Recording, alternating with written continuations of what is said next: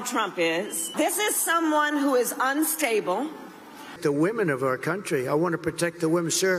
Please don't say that. Why? They said we think it's ለወትሮው ድራማ የበዛበት የአሜሪካ ምርጫ ከቅርብ ዓመታት ወዲህ እንደቀድሞው አላምርለት ብሏል።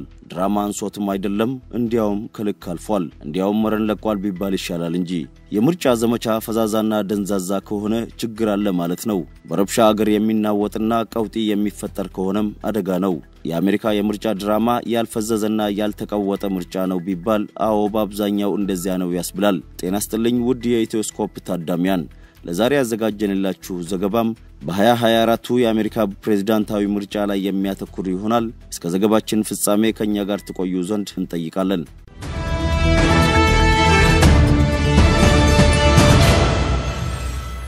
ባለፉት 8 ዓመታት እንዳየነው ግን የአሜሪካ ምርጫ እንደቀድሞው አልሆን ብሏል። የምርጫ ዘመቻ ድራማ ባልተጠበቁ ዝግቦች ይሟሟቃል። አፈትልከው በሚወጡ የቅሌት ወሬዎች አማካኝነት ይጦዛል። ደግሞም ይበርድለታል። ወሬዎች እየዋሉ ሲያድሩ እየነፈሰባቸው በትኩስ ቅሌቶች እየተተኩ እነሱም ወረት ያለፈባቸው ጉድ ነው የሚያስብሉ አዳዲስ ወሬዎች ይፈጠራሉ።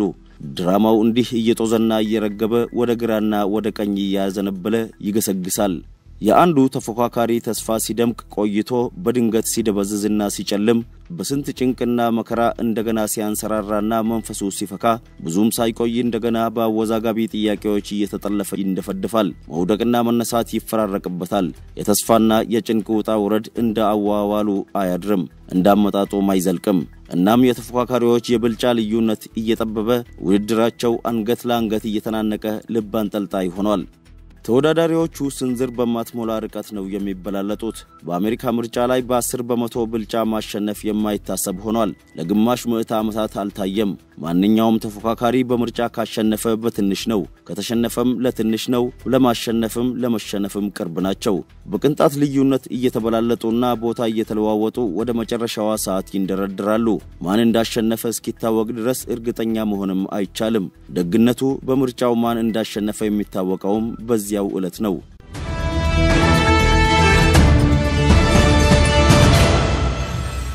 ተሸናፊው ፖለቲከኛ መድረክ ላይ ወጥቶ ለደጋፊዎቹ ምስጋናውን ይገልጻል።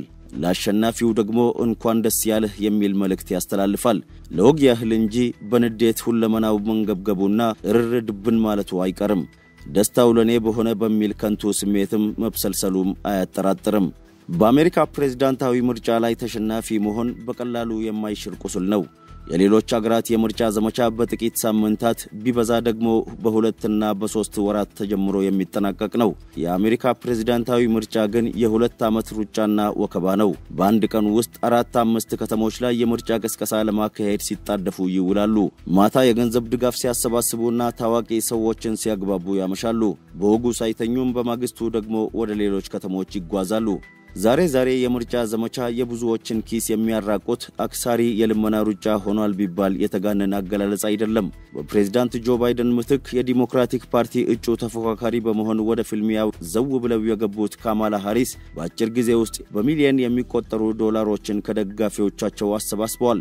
አብዛኛው ገንዘብ ለማስታወቂያ የሚውል ነው። ተቀናቃኞቻቸውን ለማጥላላት እንደ መርፌ ሲያሻቸውም እንደ ስለት የሚዋጉ ማስታወቂያዎችን በቲቪና በኢንተርኔት ቀንና ማታ ያለፋታ ማሰራጨት የተፎካካሪዎች ዋና ስራ ሆኗል። ብዙ 100 ሚሊዮን ዶላሮችን የሚፈጁ እልፍ ማስታወቂያዎች በአሜሪካ ምድር ይገኛሉ።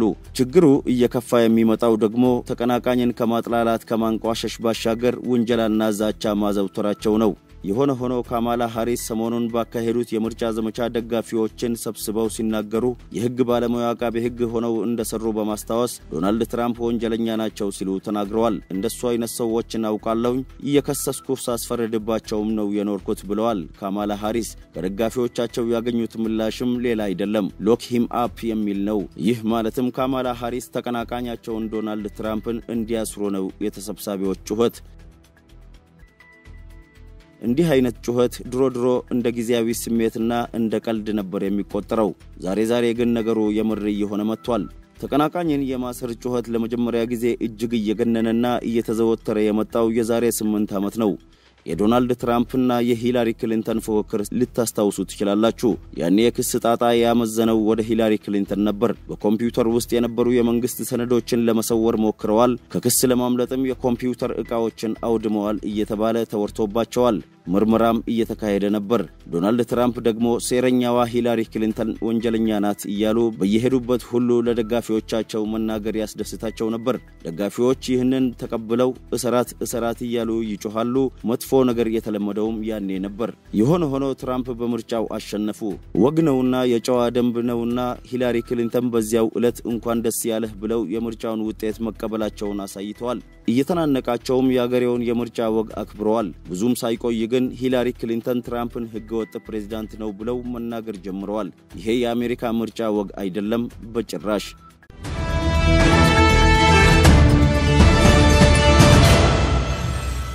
ከምር ህገወጥ ባለስልጣንን ምን ያደርጉታል? ማባረር፣ ከስልጣን መጣል እስከ መፈንቅለ መንግስት ባይደርስም በህጋዊ አሰራር ትራምፕን ለማባረር ብዙ ተሞክሯል። ከእልፍ ወንጀላዎች መካከል አንድ ሁለቱ ትንሽ ቁም ነገር ቢኖራቸውም አብዛኞቹ ግን ከአሜሪካ የማይጠበቁ በጣም ከንቱ የፖለቲካ ድራማዎች ናቸው። ይሄ ያነሰ ይመስል ዶናልድ ትራምፕ በተራቸው በምርጫ ሲሸነፉ ደግሞ ከሂላሪ ክሊንተን የባሰ ለአሜሪካ የሚያሸማቅቅ ቅሌት ፈጽመዋል። ጆ ባይደን በምርጫ ሲያሸንፉ ዶናልድ ትራምፕ በወጉ እንኳን ደስ ያለህ ብለው አልተናገሩም።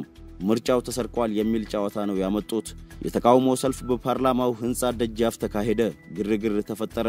በኋላ ቀር ሀገራት ውስጥ የሚታይ የፖለቲካ ውጥንቅጥና ትርምስ በአሜሪካ የታየበት ዕለት ነው።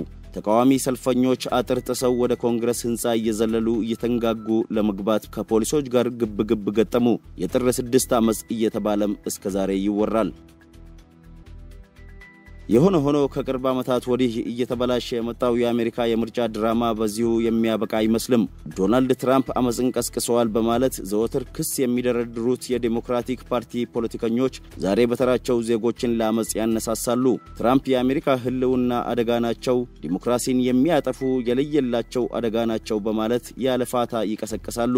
ትራምፕ ካሸነፉ ዲሞክራሲ አይኖርም ብለው አስፈሪ ማት ያወራሉ። ትራምፕ በፊናቸው ካማላ ካሸነፉ አገር አይኖርም ብለው ይቀሰቅሳሉ። ካማላ ሃሪስ ከተመረጡ አገራችን ትፈርሳለች፣ ከዚያ በኋላ ምርጫም አይኖርንም ብለው ያስፈራራሉ።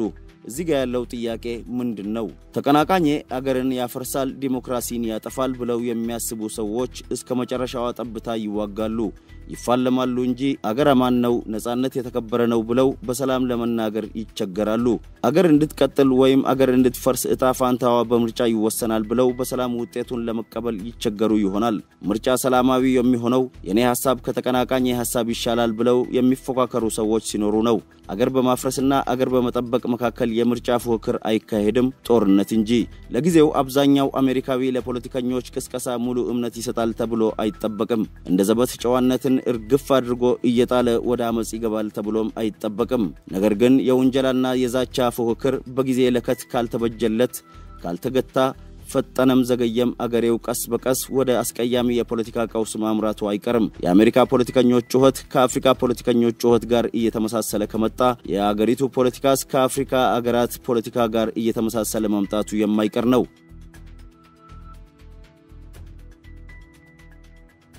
በዚህ ሁሉ ድራማ ውስጥ ነው እንግዲህ የዲሞክራቷ እጩ ካማላ ሃሪስና ሪፐብሊካኑ የቀድሞ ፕሬዝዳንት ዶናልድ ትራምፕ በመጪው ማክሰኞ በሚደረገው ምርጫ አሸንፈው አሜሪካን ለመምራት የተፋጠጡት። በድራማ የተሞላው የዘንድሮ የአሜሪካ ምርጫ ከጆ ባይደን እጩነት መነሳት እስከ ትራምፕ የሁለት ጊዜ የግድያ ሙከራዎች በተለያዩ አዳዲስ አጋጣሚዎች ታጅቦ ወደ ወሳኙ ቀን ተቃርቧል። ተፎካካሪዎቹ በሰባት የፍልሚያ ግዛቶች በጠባብ የድምጽ ልዩነት አሸንፈው አሜሪካን ለመምራት ባለፉት ወራት የተለያዩ የምረጡኝ ቅስቀሳዎችን ሲያደርጉ ሰነባብተዋል። በአሜሪካውያን ዜጎች ህይወትና ባለም አቀፍ እጣ ፋንታ ላይ ወሳኝ ናቸው በተባሉ ከጽንስ ማቋረጥ መብት እስከ ህገወጥ ስደተኞች፣ ንግድ፣ ኢኮኖሚ፣ የኑሮ ውድነት፣ የውጭ ጉዳይ ፖሊሲ፣ ባለም አቀፍ ደረጃ በተከሰቱ ጦርነቶችና በሌሎች ቁልፍ አጀንዳዎች ላይ ለየቅል የሆነ ሐሳብን ያራምዳሉ።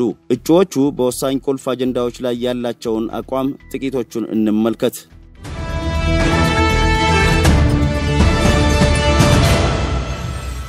በውጭ ጉዳይ ፖሊሲ ውስጥ ዩክሬን፣ እስራኤል፣ የሰሜን አትላንቲክ ቃል ኪዳን ድርጅት ኔቶና በቻይና ዙሪያ የሚከተሏቸው ፖሊሲዎች በዋናነት ይጠቀሳሉ።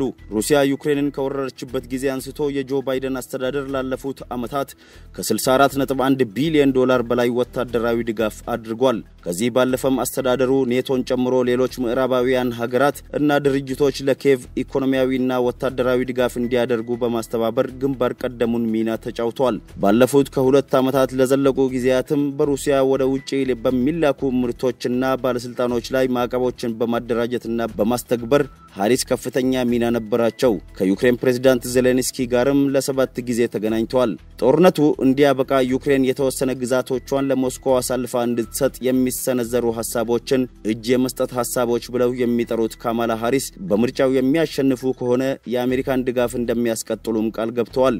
የዩክሬን ጦርነት ከመጀመሪያው መነሳት ያልነበረበት ነው የሚል ጠንካራ እምነት ያላቸው ትራምፕ በበኩላቸው ለጦርነቱ መቀስቀስና መቀጠል የዩክሬንን ፕሬዝዳንትና ባይደንን አስተዳደር ተጠያቂ ያደርጋሉ። ራሳቸው ስልጣንን የሚይዙ ከሆነም ግጭቱን በ24 ሰዓታት እንደሚያስቆሙ ሲናገሩ በተደጋጋሚ የተደመጡት የቀድሞው ፕሬዝዳንት ለዩክሬን በገፍ የጦር መሳሪያ ከማስታጠቅ ይልቅ ሰላማዊ አማራጮችን ማፈላለግ ዘላቂ መፍትሄ እንደሚሆን እምነት አላቸው። ቅድሚያ ለአሜሪካ በሚለው መርሃቸው የሚታወቁት ትራምፕ ለዩክሬን ጦር መሳሪያ ድጋፍ የዋለውን በቢሊዮን የሚቆጠር ድጋፍ ኪሳራ ሲሉ ይጠሩታል። ኪየቭ ሞስኮን በጦርነት ማሸነፍ አትችልም ሲሉ በግልጽ የተናገሩት የሪፐብሊካኑ እጩ ዜሌንስኪ የተወሰኑ ግዛቶችን ለሩሲያ በመልቀቅ ጦርነቱን ለመቋጨት መዘጋጀት እንዳለበት ይገልጻሉ። በእስራኤል ጉዳይ ሁለቱም እጩዎች ድጋፋቸው እንደማይናወጥ አቋማቸውን ይፋ ቢያደርጉም ሃሪስ ከትራምፕ በተለየ በፍልስጤማውያን ንጹሃን ላይ እየደረሰ በሚገኘው ጉዳት በጠቅላይ ሚኒስትር ኔታንያሁ ላይ የሰላ ትችት በመሰንዘር ይታወቃሉ። ነገር ግን በድጋፍ ደረጃ ከጆ ባይደን የተለየ ፖሊሲ ለውጥ እንደማያደርጉም ይነገራል።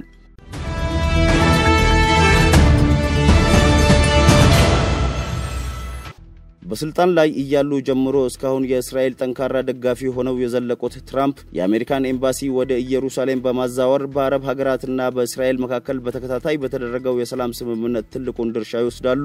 ትራምፕ እስራኤል በጋዛ ከሐማስ ጋር የምታደርገውን ውጊያ ቢደግፉም ግጭቱ በፍጥነት ማብቃት አለበት ብለዋል። ቻይናን በተመለከተ ሃሪስ በስልጣን ዘመናቸው የቻይናን ተጽዕኖ ለመመከት ከእስያ ሀገራት ጋር ግንኙነት ለማጠናከር በነበረው ጥረት በጃፓን፣ በፊሊፒንስ፣ በቪየትናምና በሌሎች ሀገራት በመዘዋወር ዲፕሎማሲያዊ ስራዎችን ሰርተዋል። በዋሽንግተንና በቻይና መካከል ያለውን ግንኙነት ለማሻሻልም የፕሬዝዳንት ጆ ባይደን አካሄድ ያስቀጥላሉ ተብሎ ይጠበቃል። በአንጻሩ ዶናልድ ትራምፕ ከቻይና ወደ ሀገር ውስጥ በሚገቡ ምርቶች ላይ ታሪፍ ለመጨመር ቃል ገብተዋል። ይህ አዲስ የንግድ ጦርነት ሊያስከትል እንደሚችልም ተሰግቷል። የቻይና ኩባንያዎች በአሜሪካ ሪል ስቴትና መሰረተ ልማት፣ በኃይልና የቴክኖሎጂ ዘርፎችን በባለቤትነት እንዳይዙ እንደሚከለክሉም ቃል ገብተዋል። በኢኮኖሚና በታክስ ዘርፍ ላይ ያላቸው ልዩነትን ስንመለከት ሃሪስ በአመት $400,000 በላይ በሚያገኙ አሜሪካውያን ቤተሰቦች ላይ የግብር ተመኑን ማሳደግ ይፈልጋሉ።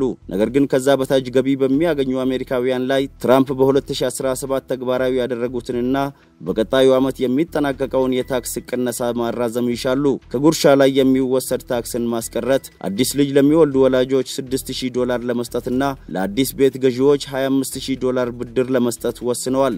ትራምፕ በበኩላቸው በ2017 ተግባራዊ ያደረጉትን የታክስ ቅነሳ ከኮቪድ በፊት የአሜሪካንን ኢኮኖሚ ለማሳደግ ወሳኝ መሆኑን በመናገር መመሪያውን ለማስቀጠል ቃል ገብተዋል። በተጨማሪም ከትርፍ ሰዓት ስራ ክፍያዎችና ከማህበራዊ ዋስትና ጥቅማ ጥቅሞች የሚቀነስን ታክስ አስቀራለሁ ብለዋል።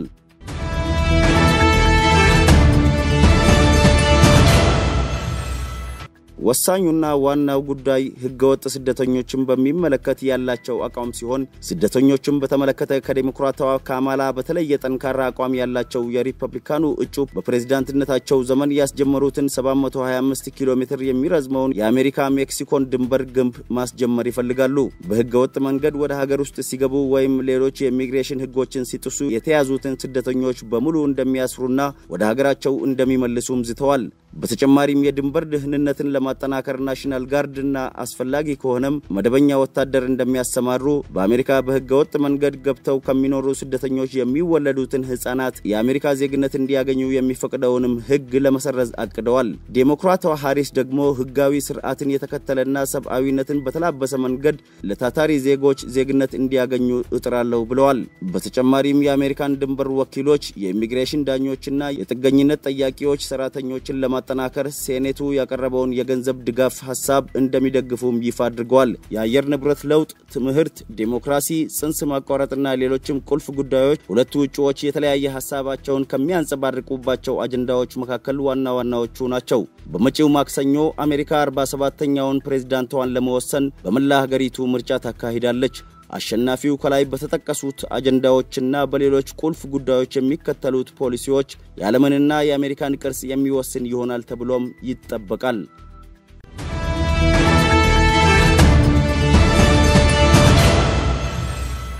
የተከበራችሁ የኢትዮስኮፕ ታዳሚያን ለዛሬ ያዘጋጀንላችሁ ዘገባ ይህን ይመስል ነበር። ዘገባዎቻችን በተከታታይ እንዲደርሷችሁ ሰብስክራይብ፣ ላይክ እና ኮሜንት ማድረጋችሁን እንዳትረሱ እያልን አበቃን።